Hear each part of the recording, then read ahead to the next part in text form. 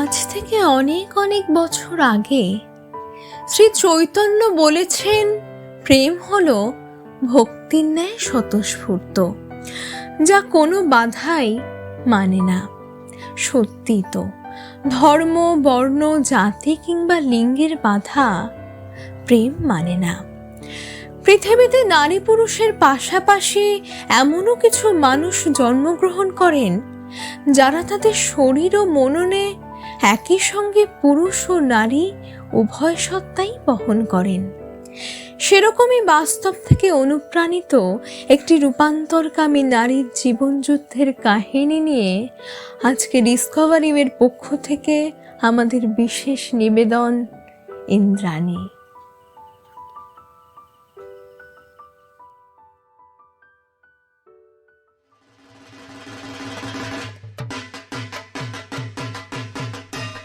আজ দুর্গা ষষ্ঠী।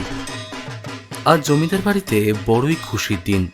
অবশ্য শুধু পুজো পার্বণের জন্য নয়, আজ জমিদার গিন্নি এক সুস্থ সবল পুত্র সন্তানের জন্ম দিয়েছেন। এখনকার সমাজেও এক পুত্র সন্তান প্রসব করা হলো নিদারুণ বীরত্ব ও অভিজাত্যের পরিচয়। তাই পুত্রের নাম হয় ইন্দ্র, এক রাজকীয় ভাব প্রদর্শনের জন্য। জমিদার মশাই জমিজমা দেখাশোনার পাশাপাশি একটা প্রাথমিক বিদ্যালয়ে পড়াতেন বটে।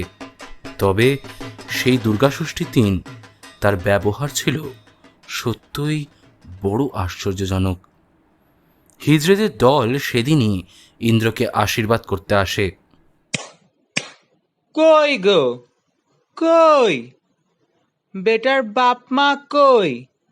বেটা হয়েছে শুনলাম, বেটা আয়, তাকে আনো, মুখটা দেখি একটু। মুখটা দেখি, আশীর্বাদ করি একটু। তখন এদের দেখে জমিদার বাবুর রাগে মাথা গরম হয়ে ওঠে। তিনিও বলে বসেন, তোমাদের আজকের দিনে না এলেই চলছিল না? পুজোর দিনে দিলে তো বাড়িটাকে অপবিত্র করে। এক্ষুনি বেরিয়ে যাও আমার চোখের সামনে থেকে, এক্ষুনি বেরিয়ে যাও। কোনো আশীর্বাদের দরকার নেই আমার ছেলের। আমার ছেলের আশীর্বাদের দরকার নেই তোমাদের, বেরিয়ে যাও। অন্যান্য হিজড়েরা বেজায় রেগে প্রবল ঝগড়াঝাটি করতে থাকলেও সেখান থেকে দলনেত্রী রাখি হিজড়ে বলে, শুনুন মহাশয়, ঈশ্বরের কৃপায় যে আমরা জন্মাই এমন অর্ধনারীশ্বর রূপ নিয়ে। নিজের ছেলে যখন অমন হবে তখন বুঝবেন। এই তোরা সব চল তো, চল চল চল, এই বাড়ির সামনে আর দাঁড়ানোর দরকারই নেই। চল চল। কথাটা শুনে জমিদার বাবুরও কেমন একটা লাগলো। তবুও উনি আর বেশি কিছু প্রতিক্রিয়া করেন না। ধীরে ধীরে ইন্দ্র বড় হচ্ছে। এখন সবে 5 বছর বয়স। বাড়িতে কোনো মেয়ে বন্ধু নেই, তাই পিসির মেয়েটি বাড়ি এলে দুজনে একসঙ্গে পুতুল খেলত। বিষয়টা অবশ্য বাড়িতে কারোর পছন্দ ছিল না, তবুও ওরা ছোট্ট বাচ্চা বলে বিষয়টা এমন কিছু কেউ বড় চোখে দেখত না। একদিন ইন্দ্র তার মাকে বলে, মা, ও মা, তুমি এই যে এইটা পরেছ, এটা কি? এটাকে শাড়ি বলে। মা, আমিও এটা পরবো। ধুর পাগলা, এটা তো মেয়েরা পরে, তুই তো ছেলে। ও হ্যাঁ। বলে থেমে গেলেও ইন্দ্রের মনে দিন দিন শাড়ি পরার ইচ্ছেটা বেড়ে ওঠে। বাড়ির সবাইও সেদিন ইন্দ্রের কথা শুনে হো হো করে হেসে ওঠে। তবে কি যে তফাৎটা এই, ছেলে মেয়েদের মাঝে লিঙ্গ বৈষম্যের জটিল ধারণা ইন্দ্রের মধ্যে ছিল না। প্রাইমারি স্কুল থেকেই ইন্দ্র পড়াশোনায় খুব ভালো, যাকে বলে ব্রিলিয়েন্ট। তবে স্কুলের স্যার ম্যাডামদের একটা বিষয় অভিযোগ, ইন্দ্রকে বলা সত্ত্বেও কেন মেয়েদের দিকে বসে। একদিন ফার্স্ট পিরিয়ডে স্যার ঢুকেই প্রশ্ন করেন, হ্যাঁ রে ইন্দ্র, তুই আজকেও সেই মেয়েদের দিকে বসেছিস? স্যার, ছেলেদের সাথে কথা বলতে আমার একদম ভালো লাগে না। একটা কথা জেনে রাখ, তুই ছেলে, মেয়েদের সাথে মিশে মিশে কেমন মেয়েলি হয়ে যাচ্ছিস। সারা দিন দেখি মেয়েদের সাথে কিতকিত, লুকোচুরি, কানামাছি খেলে বেড়াস। না স্যার, মানে বলছিলাম যে থাক, কোনো কথা আমি শুনতে চাই না। যা, ওদিকে গিয়ে বস। ইন্দ্র কোনো কথা না বাড়িয়েই চলে গেল। তবে তার মনে সবসময় একটা প্রশ্ন জাগত, এরকম কেন করা হচ্ছে তার সাথে? সে মেয়েদের সাথে খেললে বড়দের এত কিসের সমস্যা, যেখানে তারই বয়সী মেয়েদের তাকে খেলতে নিতে কোনো আপত্তি নেই? স্কুল থেকে মেয়েদেরও বলা হয়েছিল, এই, তোরা কেউ ইন্দ্রকে খেলতে নিবি না। যেন মাথায় বন্দুক রেখে বলা হচ্ছে, মেয়েরা ইন্দ্রর সাথে খেললে মেয়েরাই বুঝি খারাপ হয়ে যাবে। শিশু মনে কষ্ট হলেও ইন্দ্র সবটা চেপে রেখে একা একাই পড়াশুনো করত। প্রাইমারি স্কুল জীবনটাও ইন্দ্রের এরূপ একাকিত্বেই কাটে। ধীরে ধীরে ইন্দ্রর বয়স বাড়ে। যখন সে ক্লাস 5-এ যায়, তখন সে বোঝেনি তার জীবনে চলার পথটা অন্যান্য স্বাভাবিক ছেলে মেয়েদের চাইতে অনেকটাই আলাদা। কথায় বলে, পুরুষ সিংহের ন্যায়, তবে নিজের মনের মন্দিরে সে যেন এক সিংহ বাহিনীকে খুঁজে পেত। সমাজের সকলের যেন এই প্রাণটাকে অপমান করা ছিল প্রতিদিনের অভ্যাস। রাস্তা দিয়ে ইন্দ্র যখন স্কুলে যেত, তখন ওর কথা বলা, ওর হাঁটা চলা নিয়ে বিভিত লোকের বিভিত প্রশ্ন। এখন তো সে অবশ্য বয়েজ স্কুলে পড়ে, কিন্তু সে ভেবেছিল গার্লসে যাবে, কিন্তু সে তো সম্ভব নয়। সবাই ওকে নানান নামে ডাকত, কেউ হিজড়া, কেউ ছক্কা, কেউ বৌদি। তবুও সবটা সহ্য করেই ইন্দ্র পড়াশোনা করে চলত। ক্লাস 5-এ ফার্স্ট হতেই স্কুলের শিক্ষক মহলে দারুণ রমরমা লেগে যায় এই ছেলেটিকে নিয়ে।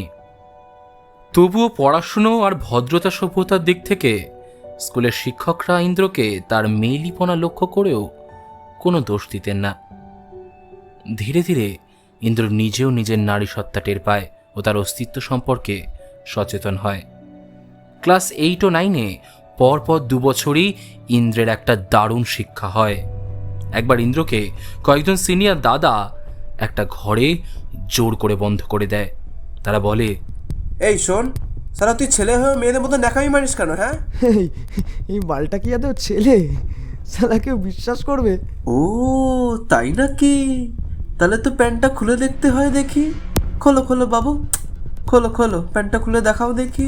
দাদা, তোমরা এটা করো না, প্লিজ করো না। না না দাদা, এটা করো না। না, এই শালা, তো প্যান্টটা খোল দেখি, টুনটুনি আছে না খাঁচাটা ফাঁকা? তবে রে, খোল বলছি প্যান্টটা শালা। এই ধর ধর, মালটাকে ধর ধর। কিরে শালা, ওই সিনিয়র দাদাগুলো প্যান্টটা খুলতে বলছে, কানে কথা যাচ্ছে না তোর? ইন্দ্রর মুখ চেপে ধরে প্যান্ট খুলে দাদারা দেখে তার কোনটা আছে, পেনিস নাকি ভেজাইনা। ইন্দ্র সেদিন বাড়ি গিয়ে কারোর সাথে কোনো কথা বলে না, চুপচাপ বাথরুমে গিয়ে একা কাঁদতে থাকে আর ভগবানের উদ্দেশ্যে বলে, ভগবান, তুমি আমায় কেন এরকম বানালে? আমি তো মেয়ে, আমায় কেন ছেলে বানালে তুমি? আমি কি পাপ করেছিলাম? আমি কি পাপ করেছিলাম বলো? যখন নারী সত্তাই দিলে, তবে নারীর শরীর কেন নয়? উত্তর দাও। ও অবশ্য তুমি তো উত্তর দাও না, তুমি তো উত্তর দেবে না, কারণ তুমি তো পাষাণ মূর্তি। তবে আজ আমি নিজেকে শেষ করে দিই।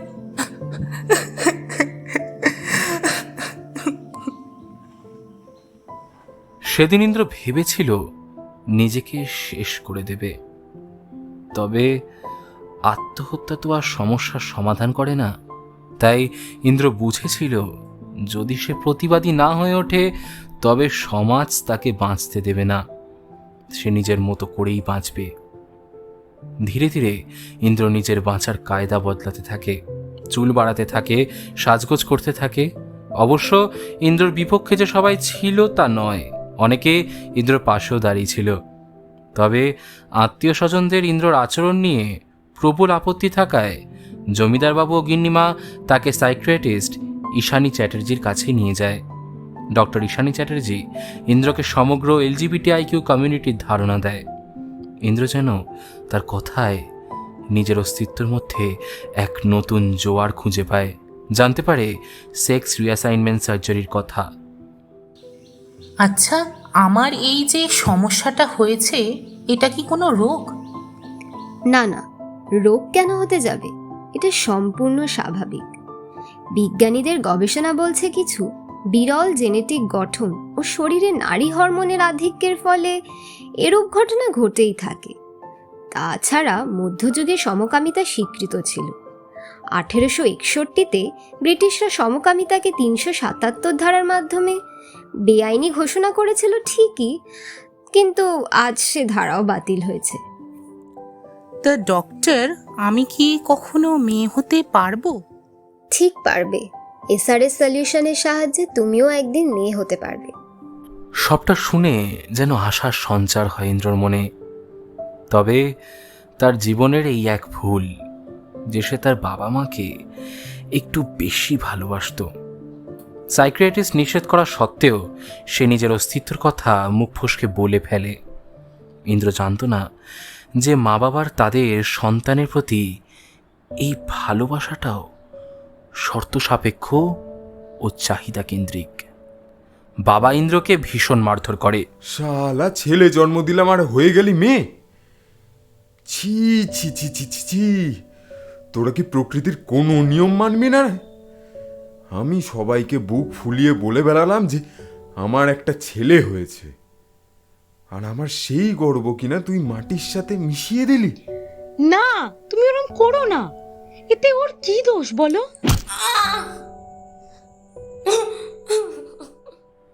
বাবা মাকে সেদিন খিল দিয়ে নৃশংসভাবে মেরে মাথা ফাটিয়ে দিয়েছিল। সেটা চোখের সামনে দেখেও ইন্দ্র কিচ্ছু করতে পারেনি। তাই সে সেদিনই মনে মনে প্রতিজ্ঞা করে সে মেয়ে হবেই। স্বয়ং ভগবান তার পাশে আছে। সে দুর্বল নয়, সে সিংহ বাহিনী। এভাবেই কেটে যায় তার স্কুল লাইফটা।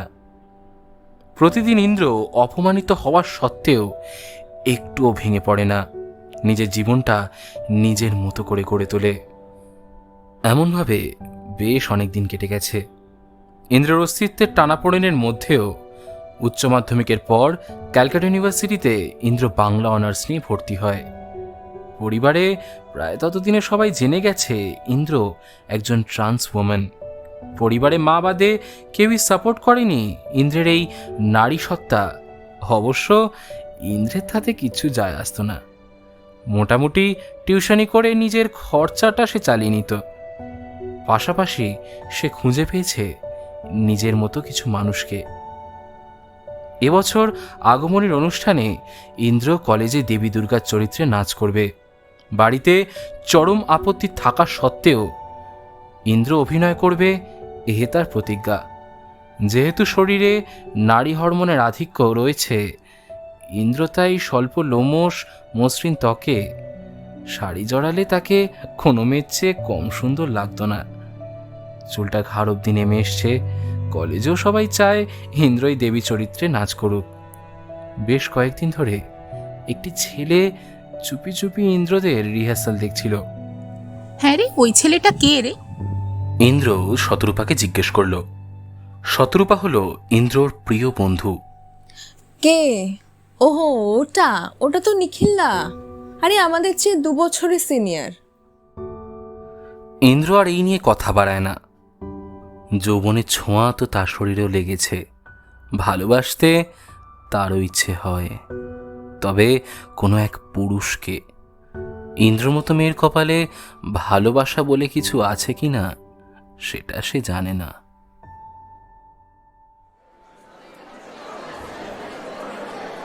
অনুষ্ঠানের দিন চারিদিক রাজকীয় আয়োজন চলছে। স্টেজ থেকে ঘোষণা করা হলো এবার উদ্বোধনী সঙ্গীতে নৃত্য পরিবেশন করতে আসছেন ইন্দ্র ঘোষ। বেজে উঠল গান।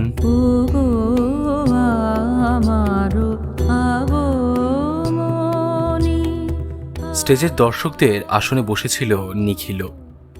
সেও বাংলা অনার্সের ছাত্র। সে যেন ইন্দ্রর নাচে অভিভূত। অনুষ্ঠান শেষ হলে পরে নিখিল ইন্দ্রদের মেকআপ রুমে আসে। আসতে পারি? ইন্দ্র একাই ছিল ঘরে। না মানে আমি নিখিল চ্যাটার্জি। আচ্ছা, আমি ইন্দ্র, মানে ইন্দ্র ঘোষ। তা কি দরকার? না মানে বলছিলাম যে আজকে না আপনাকে দেখতে দেখতে বেশ সুন্দর লাগছে, আর বিশেষ করে এই লাল শাড়িটাতে আপনার নাচটাও বেশ সুন্দর হয়েছে। এভাবেই ইন্দ্র আর নিখিলের কথোপকথন শুরু হয়। নিখিলের সাথে কথা বলে ইন্দ্র জানে না কেন তাহারও বেশ লেগেছে তাকে। অবশেষে নিখিলই বলল, মানে বলছিলাম যে আপনার নাম্বারটা পেতে পারি? ইন্দ্র আর না করেনি, বরং সে বলল, আমাদের জমিদার বাড়িতে দুর্গাপুজো আছে, আসবেন আপনি। এই বলে ইন্দ্র নিজের ঠিকানা দিল। তবে দুর্গাপুজোয় নিখিল যায়নি। অবশ্য ইন্দ্র তাতে কিছু মনে করেনি। দশমী মিটতে না মিটতেই ইন্দ্রর একটা ফোন আসে। হ্যালো, তুমি কি ইন্দ্র বলছো? হ্যাঁ, আপনি কে? আমি নিখিল, নিখিল চ্যাটার্জি। আপনার সাথে ওই আপনার প্রোগ্রামে আলাপ হয়েছিল। ও আপনি? তা পুজোতে তো এলেন না, এখন কি হয়েছে? না মানে আপনার সাথে দেখা করা যায়? কারণ আপনার সাথে দেখা করে বেশ কিছু কথা আপনাকে বলার আছে আমার। যদি দেখা করতে পারেন খুব ভালো হয়। ইন্দ্র অবশ্য সহজেই রাজি হয়ে যায়। নিখিল আশা করেনি কাজটা এতটা সহজ হবে। ঠিক হলো, লক্ষ্মী পুজোর আগের দিন তারা গঙ্গার ধারে দেখা করবে।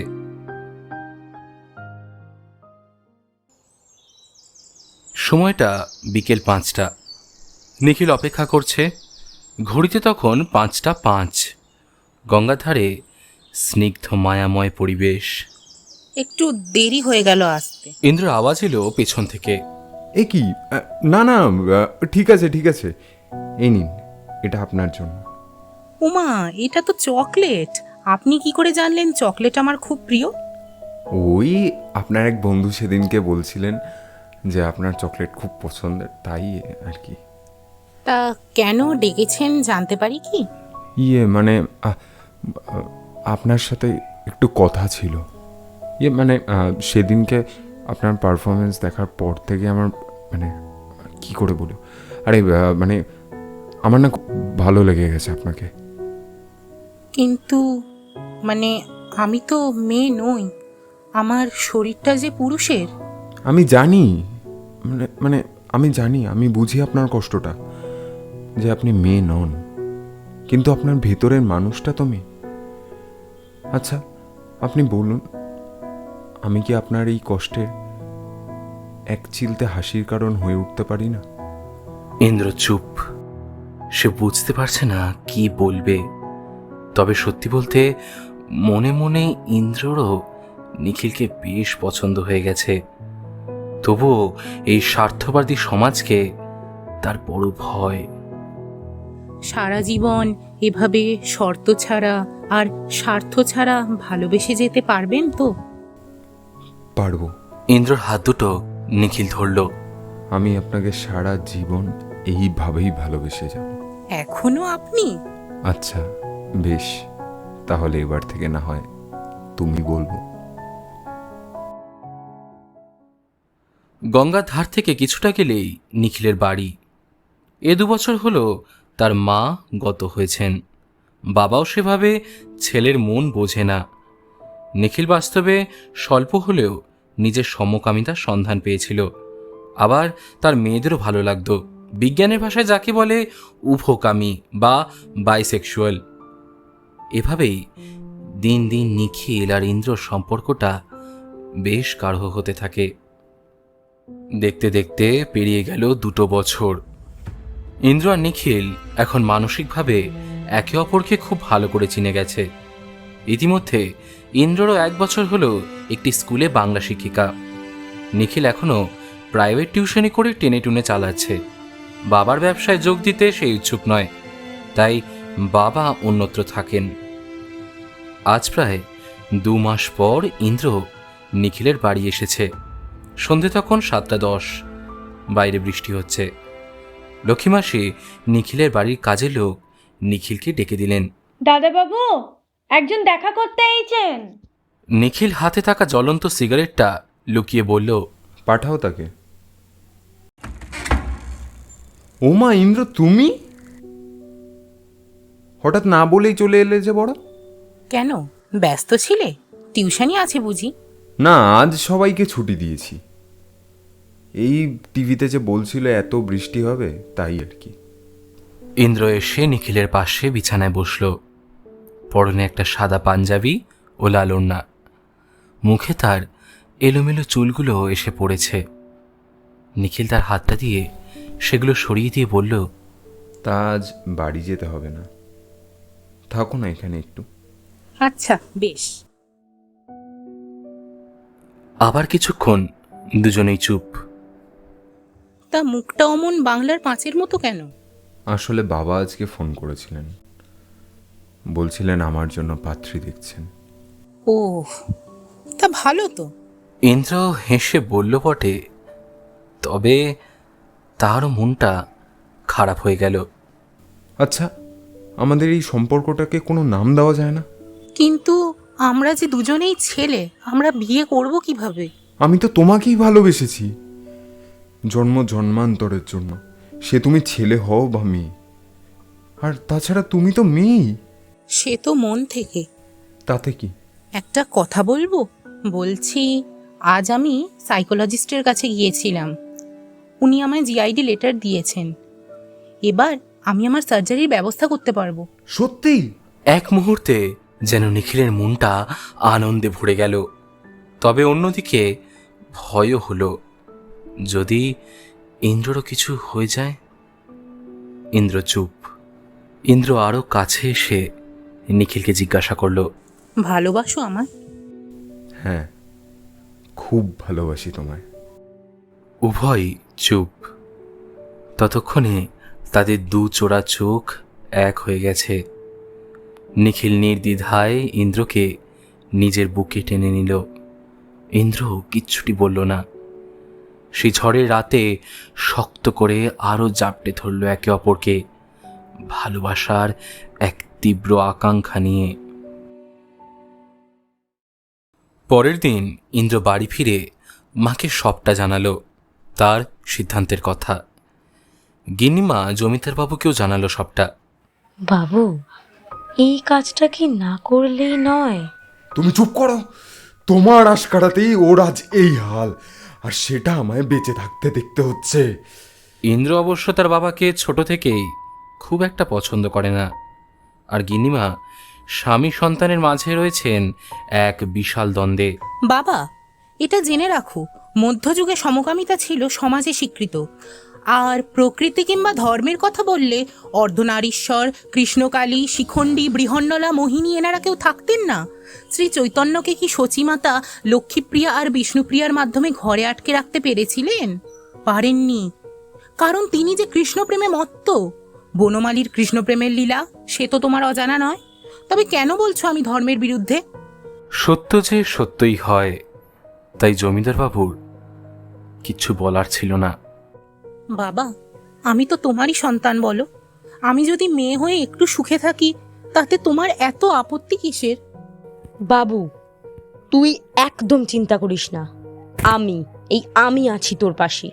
গিন্নিমা ইন্দ্রকে চুমু খেয়ে জমিদার বাবুর উদ্দেশ্যে বলেন, মেনে নাও, এটাই তো সত্যি, আর এটাই ঈশ্বরের ইচ্ছা। হাজার বোঝানোর পরও জমিদার বাবু কিচ্ছু না বোঝায় শেষে ইন্দ্র গিয়ে উঠল নিখিলের বাড়ি। 1 বছর কেটে গেছে। ইন্দ্র আর নিখিল একসাথেই থাকে। ওদের সম্পর্কের কথাটাও লোক জানাজানি হয়ে গেছে। তবে সামাজিক কোনো প্রবঞ্চনাই ওদের ভালোবাসার গতিকে রুদ্ধ করতে পারেনি। ইন্দ্রর মা ও লক্ষ্মীমাসি সব সময় ওদের সমর্থন করে গেছেন। আজ ইন্দ্র স্বপ্ন পূরণ হতে চলেছে। আজ সে ইন্দ্র থেকে ইন্দ্রাণী হয়ে উঠবে। অস্ত্রোপচারের মাধ্যমে হবে শরীর পরিবর্তন। ইন্দ্ররও জানা নেই তার ভাগ্যে কি রয়েছে। সকাল 8টায় ইন্দ্রর মা ও নিখিল হসপিটালে যায়। ইন্দ্রর বাবা আজও আসেনি। আজ ভোরবেলায় গিয়ে ইন্দ্রর মা গ্রামের কালী মন্দিরে পুজো দিয়ে এসছেন। সেই মায়ের পায়ের জবা ইন্দ্রর মাথায় ঠেকিয়ে তিনি আশীর্বাদ করেন। তার চোখে জল। নিখিলও খুব কাঁদছে। ইন্দ্র তোমার কিছু হবে না তো? নিখিল, এবার অন্তত একটিবার ইন্দ্রাণী বলো, আমার কিচ্ছু হবে না, আমি ঠিক ফিরে আসবো তোমার কাছে। আমায় একটা লাল শাড়ি কিনে দেবে বলছিলে, দিতেই হবে কিন্তু। দেব, অবশ্যই দেব। আমার ইন্দ্রাণী। মা, আশীর্বাদ করো, তোমার এই মেয়ে যেন যুদ্ধে জিতে আসে। গিন্নিমা নিখিল ও ইন্দ্রকে জড়িয়ে ধরেন। ইন্দ্রকে ওটিতে ডাকা হলো। ইন্দ্র ওটিতে ঢুকে গেল ইন্দ্রাণী হয়ে ওঠার স্বপ্ন নিয়ে। নিখিল মনে মনে বলতে থাকে, ঈশ্বর, আমি তোমায় বিশ্বাস করি না, কিন্তু আমার ভালোবাসার মানুষটা তো করে। তুমি ওকে রক্ষা করো, দেখো ওর যেন কিচ্ছু না হয়। তবে এ যে বিধির বিধান, সব নারীর তো কি আর পূর্ণতা পায় সংসারে? ভাগ্যের পরিহাসে ওটিতেই ইন্দ্রর এই ইন্দ্রাণী হয়ে ওঠার গল্পটা সমাপ্ত হয়ে গেল। আমার হাত বাঁধবে, পা বাঁধবে, মন বাঁধবে কেমনে, আমার চোখ বাঁধবে, মুখ বাঁধবে, পরাণ বাঁধবে কেমনে। আমি না গেলাম যমুনার ঘাটে, না তুলিলাম জল, না হেরিলাম কারে সখী, না হইলাম চঞ্চল। ইচ্ছা বান্ধিবে, সোহাগ বান্ধিবে, অনুরাগ বান্ধিবে কেমনে, আমার হাত বান্ধিবে, পা বান্ধিবে, মন বান্ধিবে কেমনে,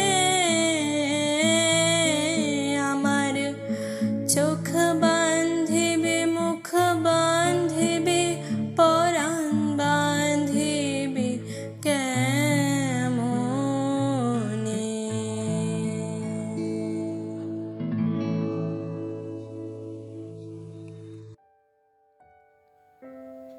এতক্ষণ শুনছিলেন আমাদের আজকের বিশেষ নিবেদন ইন্দ্রাণী।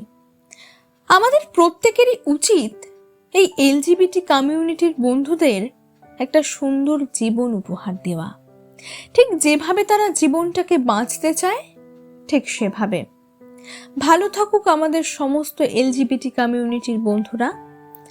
গল্প রচনায় শরণ্য ও ভূমিকা, ইন্দ্রের ভূমিকায় শরণ্য, নিখিল ও ইন্দ্রের বাবা ও দলনেত্রী রাখির চরিত্রে ঋষি, ইন্দ্রের মায়ের চরিত্রে মধুস্নাতা, ডক্টর ঈশানীর চরিত্রে সংযুক্তা, সিনিয়র দাদাদের ভূমিকায় শাগ্নিক, রোহিতাস্য ও অভিজিৎ, স্যারের ভূমিকায় সোহন, হিজড়ের ভূমিকায় নিখিল ও সায়ন, লক্ষ্মী পিসির ভূমিকায় ঋষিথা, গল্পের কথক শাশ্বত, গল্পের সূত্রধর ও ইন্দ্রের বন্ধু শতরূপার চরিত্রে আমি ভূমিকা, গল্পের শেষে গানে বিজেত্রী, চিত্রগ্রহণে অরিজিৎ, সমস্ত সম্পাদনা ও আবহ সঙ্গীতে সায়ন।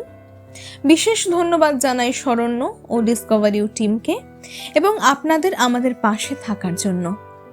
এরকম আরও গল্প শুনতে লাইক করুন, শেয়ার করুন এবং সাবস্ক্রাইব করুন আমাদের ইউটিউব চ্যানেল ডিসকভারিউ টিমকে।